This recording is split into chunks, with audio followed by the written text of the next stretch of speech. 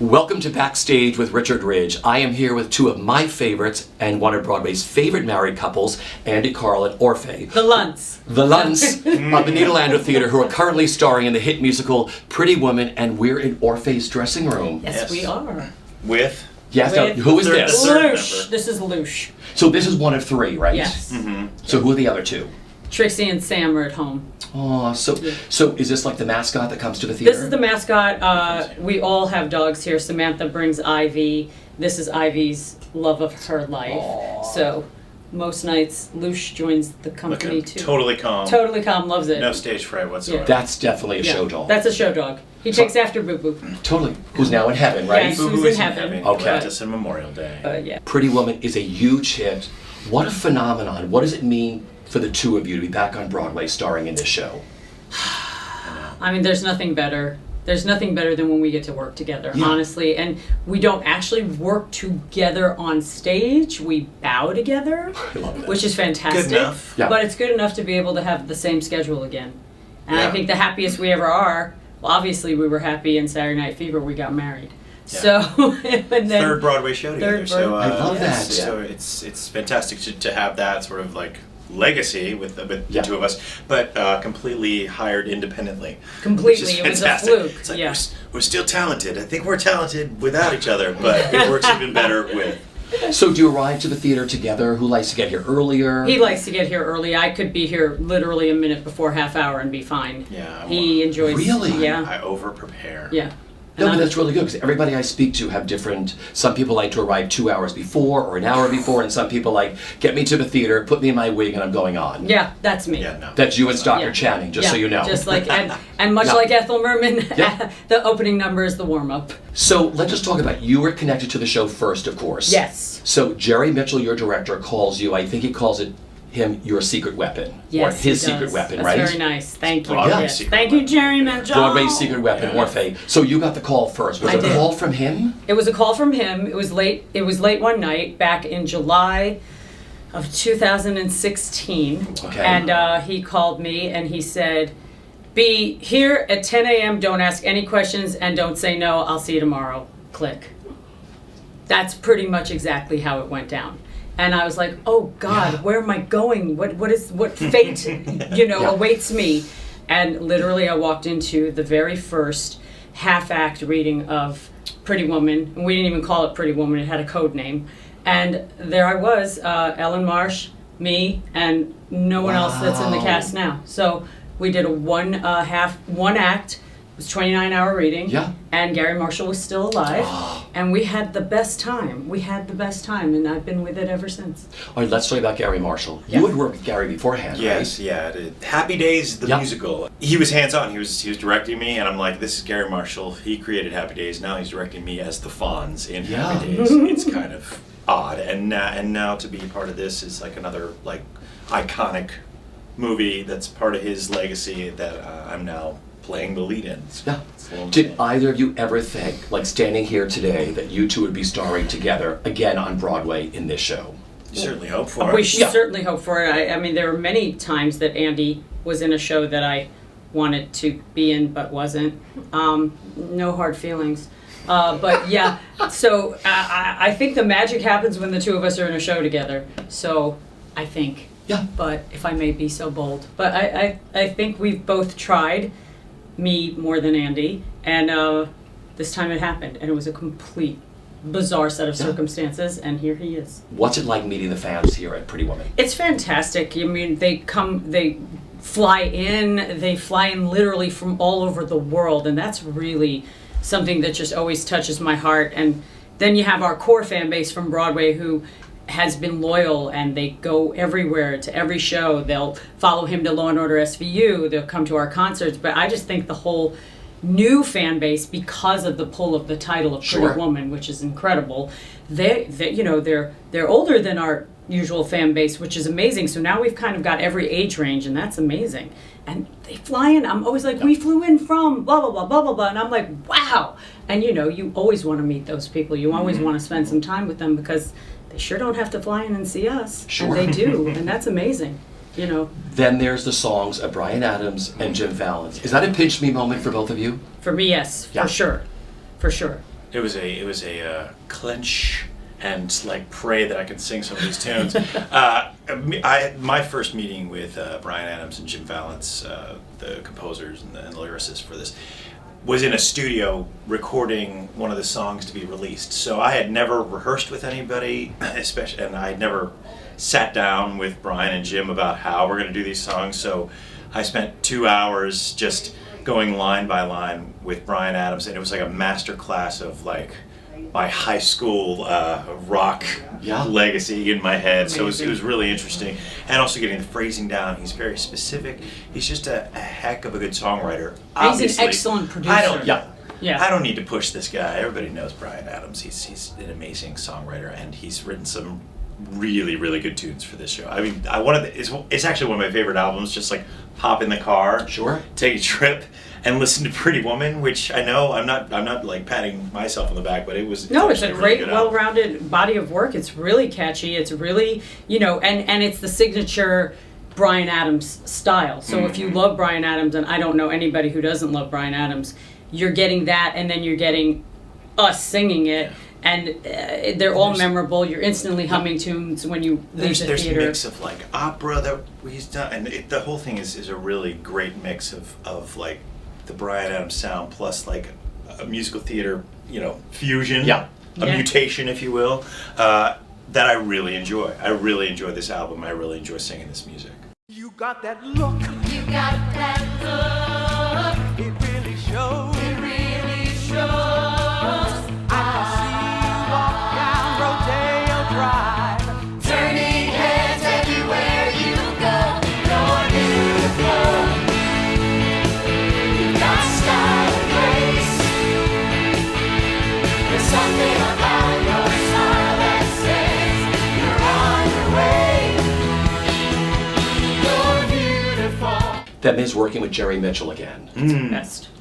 It's the best. Do you like have a shorthand? Oh yeah, we barely even have to speak. Honestly, we look at each other. It's like a couple of nods, and what do you think? And cool, and then that's It's if there's something more shorthand than shorthand, that's what we all have with Jerry. And he's very smart. He knows his core group, and he knows what they can bring, and specific to whatever project that he's doing, he knows who's going to make that work with him, and he's very collaborative. He's not at all precious about it being his idea.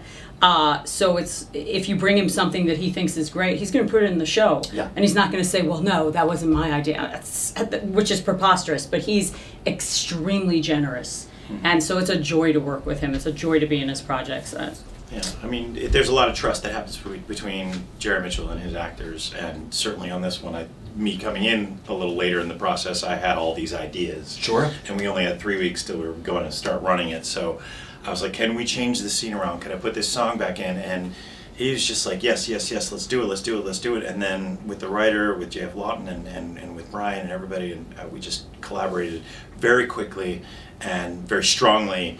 And I was like, this is a dream, because it's very easy to work with him, and it's very easy to let you collaborate.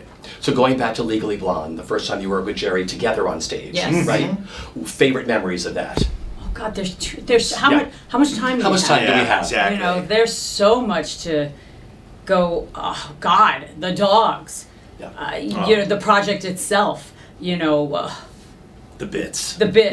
The first time we got in front of an audience after being in a rehearsal room for so long, and the reaction of the audience from the first line, from the opening, strain of Dear L, he's a lucky. I mean, the audience went insane, and it just never stopped. That train literally went full speed the entire show, and it was a very special cast. It was a very special moment in time, and the fact that all these years later it is a phenomenon that I don't think anyone would have called while we were in the middle of previews, or changing things around or putting in new songs literally 20 minutes before a curtain.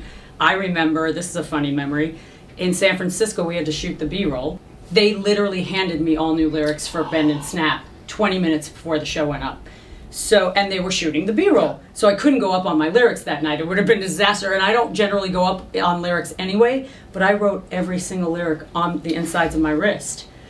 So thankfully you can't see it on the B-roll that I'm going, well, wait a second, when I beckon, look how the guys came running like I'm finger. And I was like, I know one, that's old school though, because you're like, you have to hit this. That's a champion. And there were 2,000 people in the audience. I'm like, well, I can't just be like, yeah, I'm gonna rap, yeah, So that's the kind of stuff. Those are, I mean, but again, from out of town to Broadway to the Tonys, there are just so many memories to talk about. There really are. And like for you? Great memories. Just the fact that Jerry Mitchell let me do this silly things I was doing on stage. I got playing 3 characters within it was a lot of fun, but definitely the UPS guy was a lot to get away with. It was to get applause for your walk as you walk across stage is probably one of the like just pumped my ego right out of the sky, which was fantastic.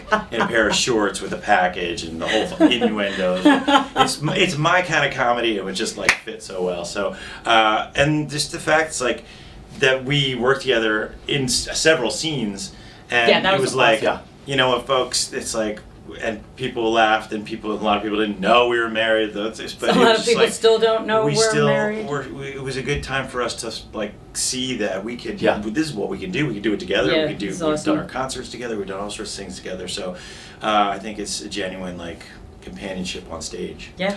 Now you've been married for, is it 18 years? 18 in life. Is that amazing? It's 18 years. Yeah. It goes by so quick. I don't know how it went by so quickly. It really feels like yesterday that we were in Saturday Night Fever just around the corner.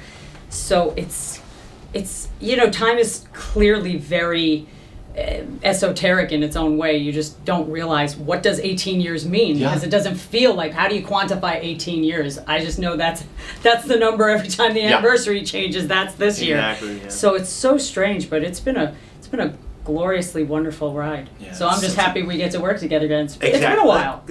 You know, we luckily, I'm gonna knock on wood, we luckily get to work a lot. It keeps us like on our toes for what we have to keep and change for ourselves in order to do another job, get to know a bunch of people. But also, our home is always coming back together and talking about what happened today, that kind of stuff, which is great.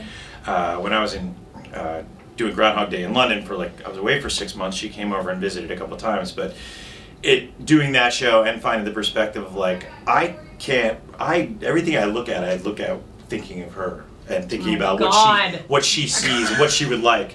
And so, and every time I'm on stage, I'm like, what do you think about this bit if I did that? So it's really like life and work and all that stuff wrapped together just works out very well. And puppies and dogs. I love that. So back to Saturday Night Fever. You were already Annette in the show. I was. Okay, then you went in later on as Joey. Joey, yeah. And then you stood by for Tony. Yes. All right, tell me about the first night you two went on as Tony and Annette.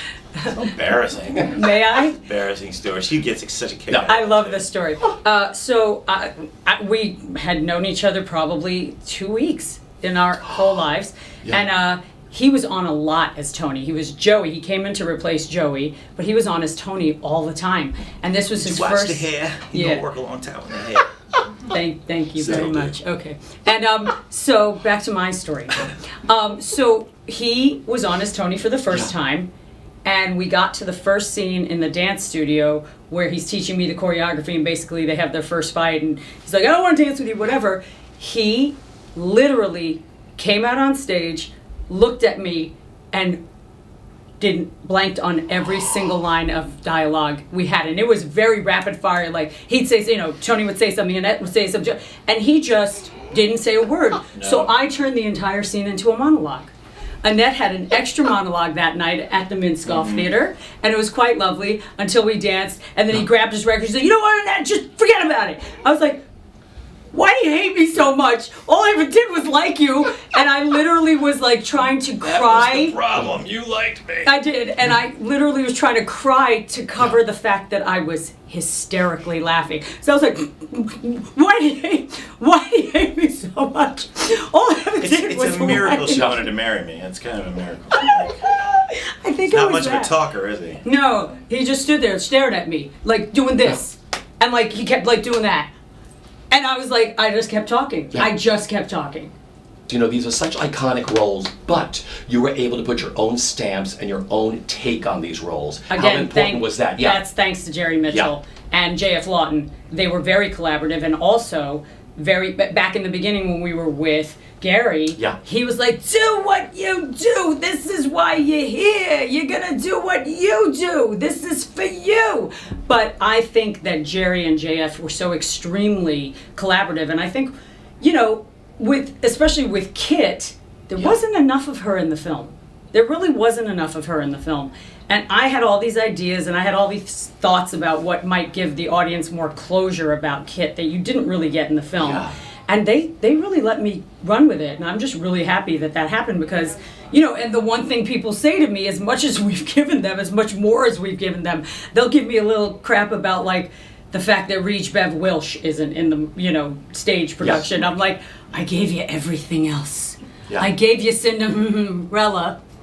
You're going to have to take a bath on Reach Bev Welsh. Yeah, the thing about the show is, like, there is a lot of nostalgia. Everybody knows the lines, that kind of stuff. There's really iconic moments. The dress, the necklace, the opera, the whole thing. Opera. It's all got to work in that way of, like, knowing the audience can be comfortable with that. But to be able to do what we do, to be able to bring a new spin on things, it's very important for us as actors because we need to feel what's going on. And you know, Richard Gere in the film, he's fantastic, but it's a lot of close-ups and a lot of just looks to the camera because he's taking in everything she does. So putting it on stage, it needs a little bit of a little help. It's a very fine line that I'm having fun with. Yeah. And it's musical theater, so you're not doing a film or a play. There has to be some heightened sense of reality for you to burst into song. And I think, again, we've been very... You know, we've been lucky that we have these collaborators that were like, go, yes, yes, yes. Everything was a yes, and that's really rare, you know? You know, you both make it all look so easy, and I know it's not. I mean, but people who come to the theater, you make magic 8 times a week, but it's really hard to do. It is very hard to do. It is. I think the trick is to make it look effortless and easy and, you know, like seamless, basically, but it... You know, it is not, I always say, people are like, what's your advice? It's not for the faint, it's not for the weary, it's not for, you know, delicate flowers who are like, you know, 8 times a week is very serious business. It really is. It's just that we are, look, to be fair, we're having a blast on stage, and this cast especially is a very, very wonderful cast. We're very close, really, genuinely, on and off stage. But it's not easy to show up in any kind of weather, no matter how you feel. You know, the camera doesn't stop. You're not in front of a camera that you can go, hey, don't feel so great, gotta go to the bathroom. That doesn't happen in live theater. You're from that downbeat to the end, you better figure it out. So thankfully there is such a thing called stage health. Yeah. Because you have the adrenaline, and then you can just collapse when you're done. So. Favorite roles. I know one of your favorite roles, of course, is Janis Joplin, which I got to see you do. You did? Yeah. Thank God. Yeah. That's the one, I don't even have like any of those secret little recordings that people don't ever give me. So it's the one I don't have any. Really? Nothing. What made that so special for you? Oh, God, there wasn't anything. I would do it today if they called and said, hey, we're putting Love Janis back off Broadway in a 40-seat theater. Will you come? And I'd be like, what time should I be there? It was really magical. It was really special. Getting to play Janis Joplin was phenomenal. Learning those 20 songs and getting to kind of just scream and cry and carry on. I always say this, it saved me a lifetime of therapy. It was really special. When you hold me in your arms, I'm singing once again. Won't you just come on, come on, come on, come on, and take it. Take another little piece of my heart now, baby. Bring it on. Take another little bit of my heart, the diamond, Have another little piece of my heart now, my girl. You know you got it. It'll make you feel good. It was the one time, and I hate saying this, and I hate acting, you know, sounding like this, but Janis Joplin took over. I wasn't really there, so it was the real big method moment for me.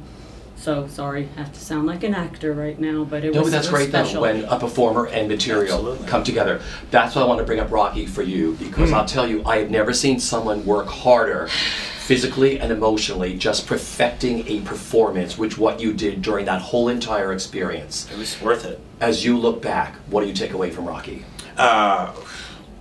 There's, whenever there's the easy parts, which are like just quoting Rocky in your head if you're feeling down in a day. You're just like, just get back up, keep on standing, that kind of stuff, which is really, it works even better when you play the part and you say it over and over. It's a mantra to Rocky, and so it helps me in my own life, which a lot of roles have done in the past few years.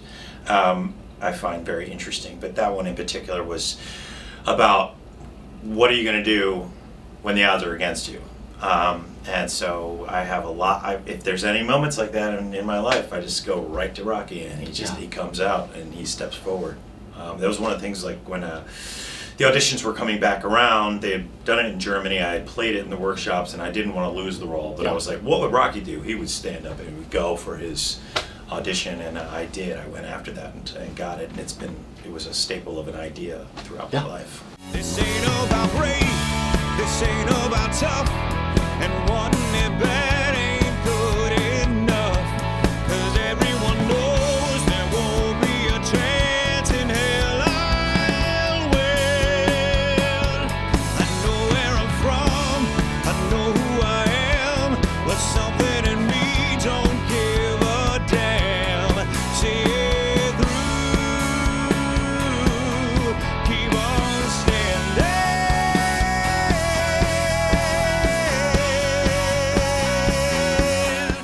What's the last thing each of you do before you hit the stage? I clink shot glasses with Jake and Brian. Oh, that's what I do, actually, and I smile at Tommy. He smiles at me. Those are the three things we do without fail. Clink shot glasses, or my tequila jug, and Jake Odemark's little shot glass, Brian Calise shot glass, smile at Tommy, I'm out. Welcome to Hollywood! That's what happens. Welcome to Hollywood. What do you do before you go on? What's the last thing you do? Last thing I do, there's a You shouldn't have asked. on iTunes called inspirational music, and it's about like, you're the master. It's like power speeches on iTunes, and I'm just getting into that corporate world head and Method. I listen to a little bit of that. It's a little bit of like pump me up sort of inspirational speeches.